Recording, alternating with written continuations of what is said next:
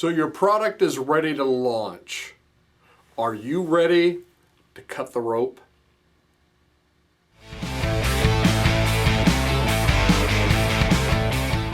Hey, it's Don Skaggs again with Empowered Inventing TV, where we try to help you help other people by taking your great innovation, the right opportunity, mixing that with sound wisdom so you can turn them into real things like products and businesses that actually make money.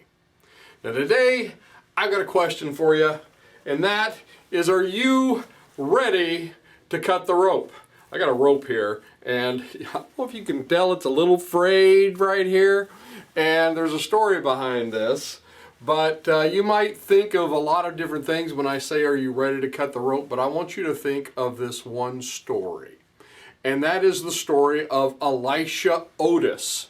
Now, if you don't recognize the Otis name, anytime you climb into an elevator, walk and step into an elevator, a lot of times, and actually I think most of the time for me, I've noticed the name Otis in the elevator. And actually the story is very, very interesting of Elisha Otis. He's the inventor of the elevator and an amazing wow moment product demo.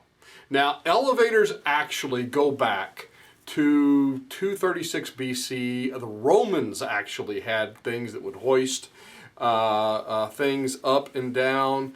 You wouldn't think it'd go back that far, but it does. And really up until the 1800s, about the mid-1800s, elevators were really considered dangerous because the cables, ropes usually, could break. They would fray like this, and then all of a sudden, after use, they would break and plunge the freight or the people or whatever is in the elevator, plunging it to the bottom, causing a lot of death and destruction. So you can imagine how people felt about elevators leading up to the 1850s and even a little beyond. I mean, they were like, you're not getting me in one of those things. Are you kidding? Did you see that one last week over at that other building? Did you hear about it plunging to the bottom and just, I mean, just the horror of that. Nobody trusted elevators. Well, enter Elisha Otis.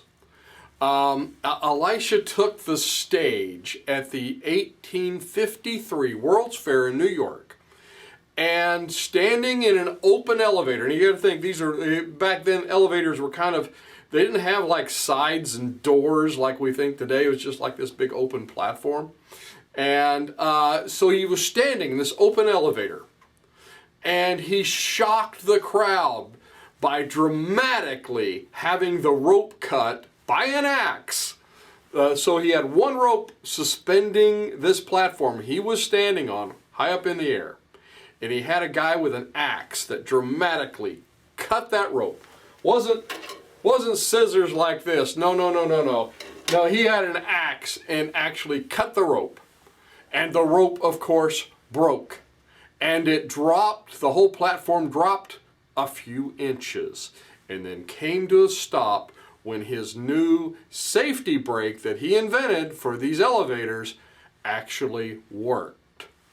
And the rest is history. I mean, we get into elevators now and trust them completely. My wife got stuck in an elevator a few years back. Interesting story, because she was telling me about it. She says, yep, it dropped a few inches and then, boom, stopped. And she said, so I guess Elisha Otis saved my life. I said, yes, he did. Yes, he did. So now here's the very amazing thing about this. The Otis company still exists today. Now this is what, 180 years later? So keep that in mind, because I'm going to mention that here in a second. But he devised this safety hoist. It was a steel wagon spring meshing with a ratchet. And so standing in that open elevator, it actually worked. And so what can we learn from the story of Elisha Otis and the invention of the elevator? Actually, quite a few really good lessons here for inventors and entrepreneurs right here today.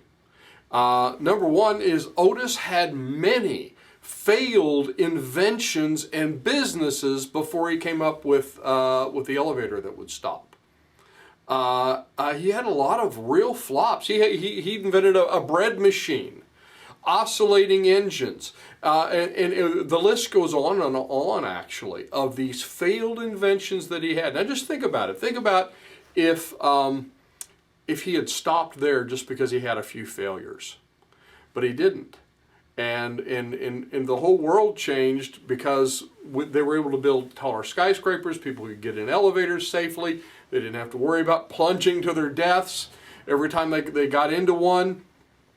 So, and the lesson to take from that is don't let your previous fails define you. Use them to your advantage. The fails happen for a reason. They happen for a good reason. They teach you. They become your teacher. And they will teach you things if you pay attention to them. You say, okay, well, I'm not going to do that again. I learned from that, so I'm going to try this other thing. So don't let your fails define you. Don't let you can have a lot of fails and not be a failure. And most successful inventors and entrepreneurs are exactly that. They're failures. They're people who have failed. They weren't failures, but they were people who succeeded because they got up again one more time than they failed. So another thing is he found a crowd.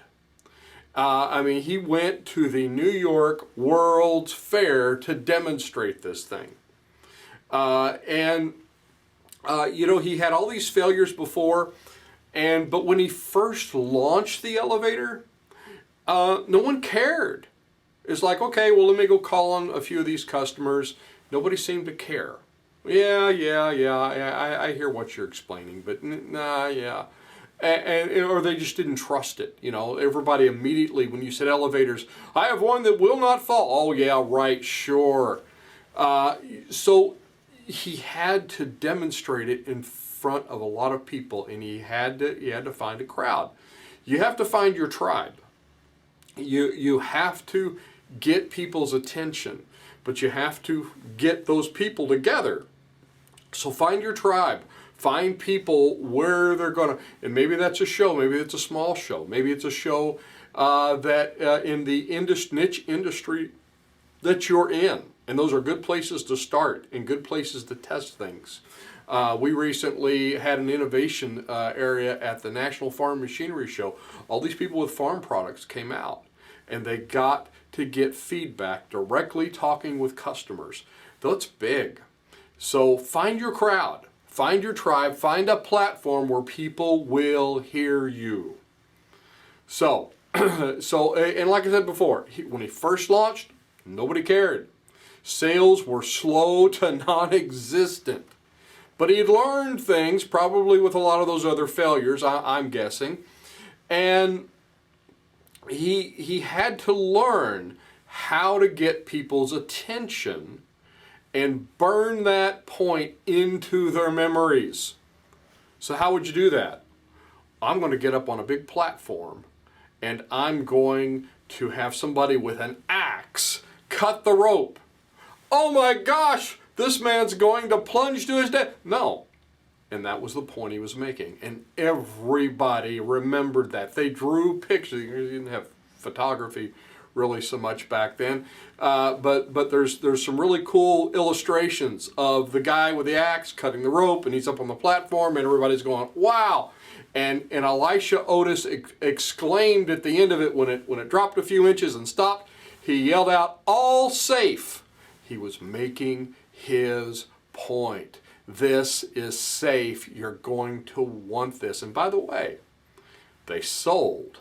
Sales weren't non-existent after that. No, sir. So everybody was fearful and horrified when he cut that rope. But then it burned into their memories. That's what you have to find a crowd, and you have to make that memorable moment that they're going to connect with. Now here's the interesting thing. The Otis Elevator Company is now a big company in Connecticut, and they sell the world over. What a legacy. Think about, what if you had something you came up with that was a business that 180 years from now would still be a big company? still be a company selling things. Wouldn't that be amazing? Ron Popeil, Billy Mays, Anthony Sullivan, all of them used this wow moment to spark that attention getting, to get people to buy things, to get people to understand, hey, this is something I would really like to have. Oh, now I get it. Billy Mays was great about this. He would have something to get their attention, and then he'd have something to make that memorable point. And it would usually be something really absurd. He'd say, it'd be some kind of glue or adhesive, or saying, it has the power to pull this semi. That was kind of his shtick.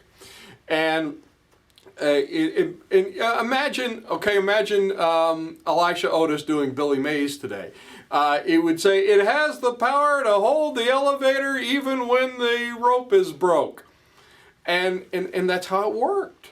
So you have to find your rope. You have to find your rope cutting moment. What is going to make it memorable in people's minds? So are you ready to cut the rope? If you are, you want to sign up for Empowered Inventing's course, Empowered Inventing Academy. We have a great course called The Perfect Pitch for Your Product. Teaches you how to pitch. You can sign up for that now at empoweredinventing.com if you're looking to learn more. But if you're ready to cut the rope, get ready to cut the rope and make your product memorable. I'm Don Skaggs. This is Empowered Inventing TV. Like, subscribe, help us to build our tribe, and I will look to see you at the next meeting, workshop, maybe one of our online courses, or on the next video.